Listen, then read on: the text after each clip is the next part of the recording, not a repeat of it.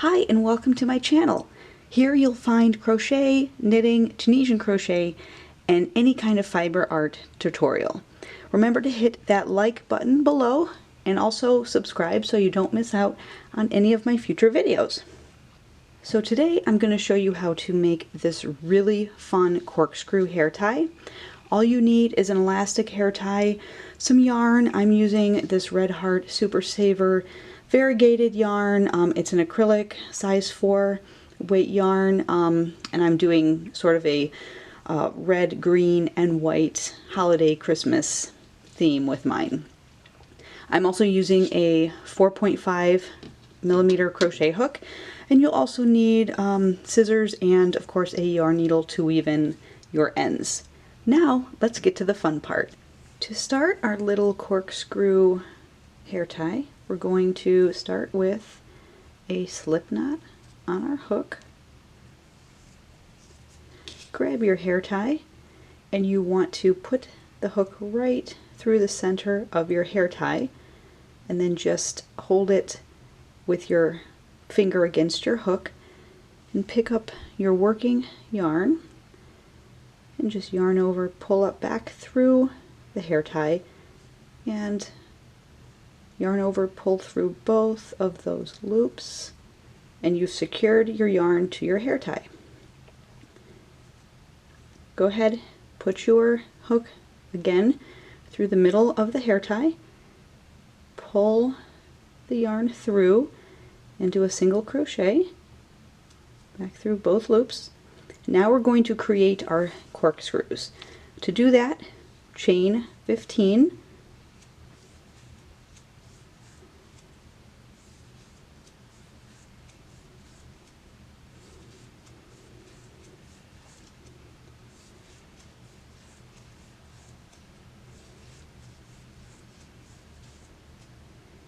once you have 15 chains, we're going to go back into this second chain from the hook. So you don't count this loop that's on your hook. You count the fully formed ones. There's one, and there's your second one. And we're going to put 3 single crochets into that same chain. So 1, 2, and 3. We're going to put 3 single crochets into every stitch all the way back until we hit the last one next to our hair tie. So 3 single crochets into the next,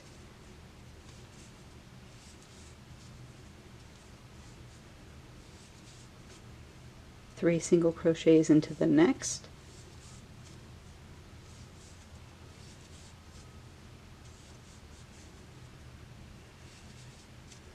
and you should start to see that your end part of your chain here is going to start curling up and creating that corkscrew.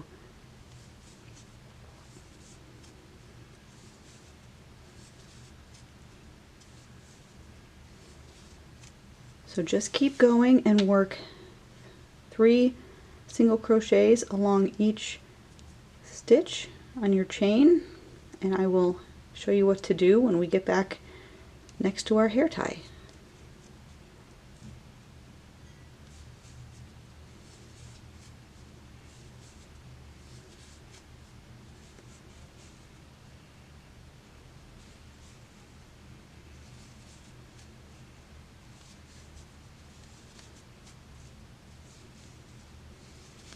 Alright, so I'm back at the beginning here, and see how it just creates this really cool corkscrew or tendril or something. Just kind of bouncy. It looks super cool. Alright, so now we have created and completed the corkscrew. We've done 3 single crochets into every stitch along our 15 chain. We're going to put our hook back through, pull up a loop, and do a single crochet, and that will kind of hold that tendril, that corkscrew in place. And we want to do 1 more of those. So go ahead, put your hook through, bring up a loop, and yarn over, pull back through both, So essentially you're doing 2 single crochets. You do your corkscrew, 2 single crochets in the middle of the hair tie, so you're kind of wrapping the yarn around this hair tie. At the same time, you're securing your little corkscrews to the hair tie. All right, now we're going to make another corkscrew. So chain 15,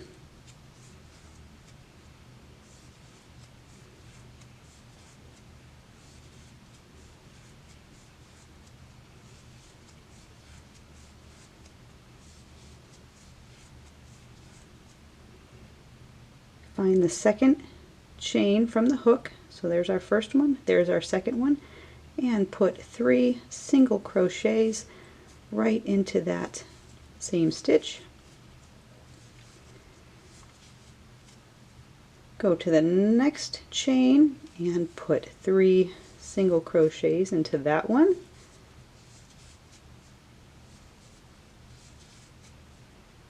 Three single crochets into the next stitch, all the way back down again.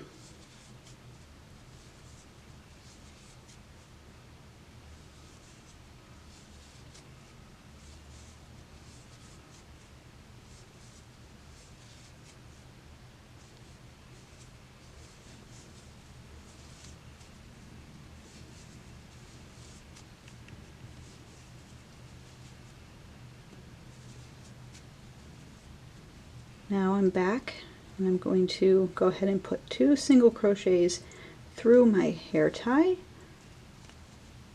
And sometimes it gets a little bit awkward to hold when you start getting the weight of those corkscrews.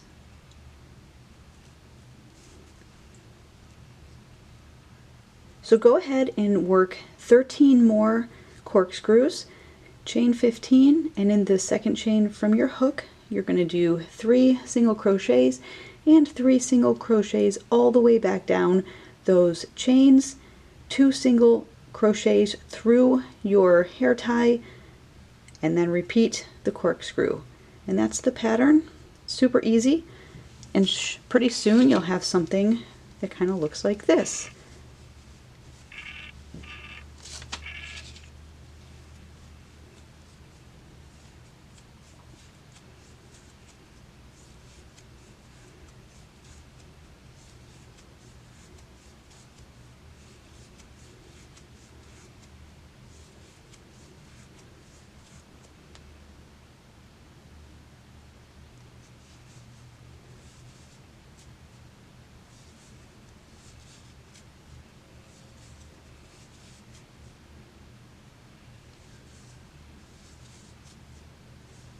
So I have worked 13 more of these corkscrew tendrils. You might be finding when you get to this point that everything kind of twists together. You might find that you twist when you're working back down your chains. So a couple of helpful hints on that.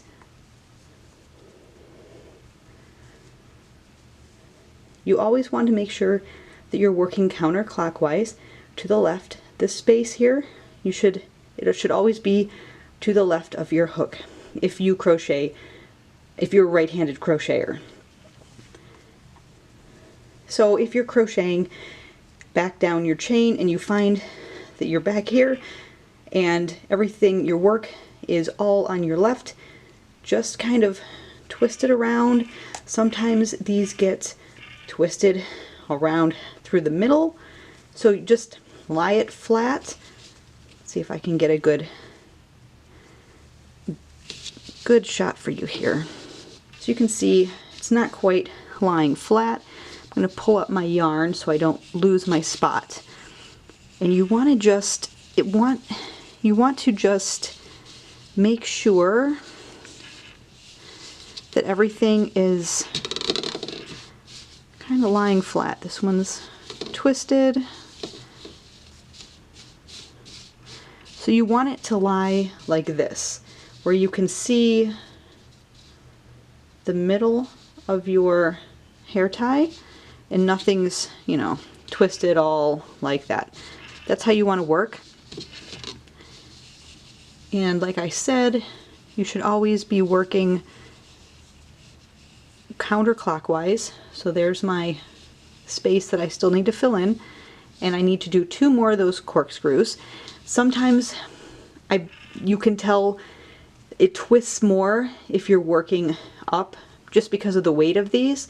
So it may be helpful to set your work down on a flat surface, on your lap or whatever, just so you can hold those chains as you're working back through them. They won't twist around.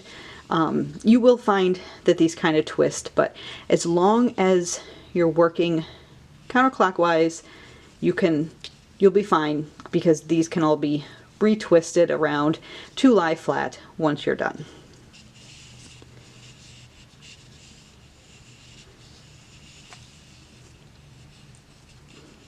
So I'm going to go ahead and do 2 more of the corkscrews, and I will show you how to finish off the project.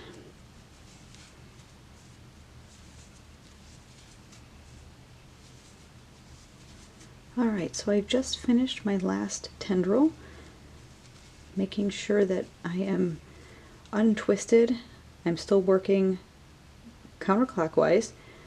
I'm going to go ahead and put in my 2 single crochets around the hair tie. There's 1. There's 2. Now what you want to do is find your starting point. So that's clearly where we started.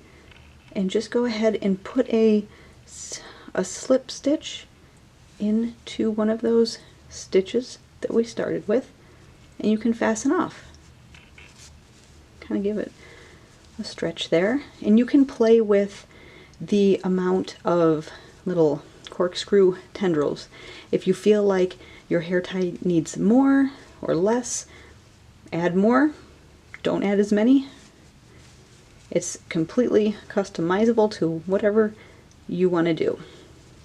Just remember to slip stitch to the beginning, and that will keep your work continuously around that hair tie. If you don't, and you just fasten off without slip stitching to the beginning, then you'll get this big space, and it will start pulling itself around, and it won't be connected. Now we can go ahead and weave in our ends. So I'm going to go under some of these first stitches in between the hair tie and those first stitches.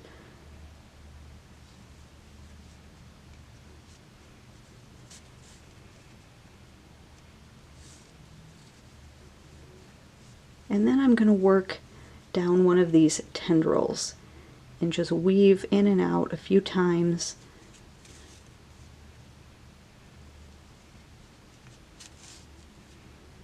Make it nice and secure.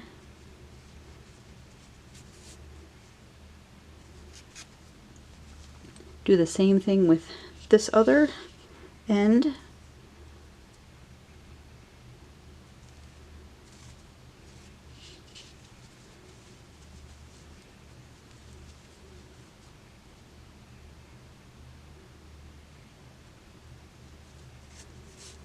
You just want to weave it back and forth a number of times to make it secure, because as we all know, hair ties can get a lot of use. You're pulling and tugging on them. You don't want these ends to come out.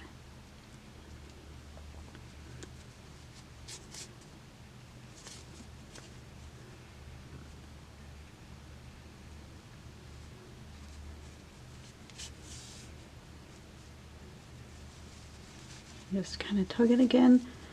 Make sure everything is secure, and you can go ahead and cut these ends off. I just love how these turned out. They're fun, colorful, bouncy, and they look really cool in your hair. I have put one in my daughter's doll on her hair, and you can kind of see how it looks. And it's super cute. You can make these in any color. You can play around with your hook size if you want larger corkscrews. If you want smaller ones, use a smaller size hook. You can add more around. We just did 15 around the hair tie, but you can add more. You can add more chains to make a longer corkscrew. You can not chain as many to make a much shorter corkscrew. I don't know, I think they're super cute. Two little Christmas colored hair ties. Very cute, very easy. If you're interested in some of my other hair ties and scrunchies, be sure to check out my channel for those, and I will link the videos to those other hair ties and scrunchies in the description box right below. Please be sure to like and subscribe to my channel so you don't miss out on any of my future videos. Thanks for watching. Bye.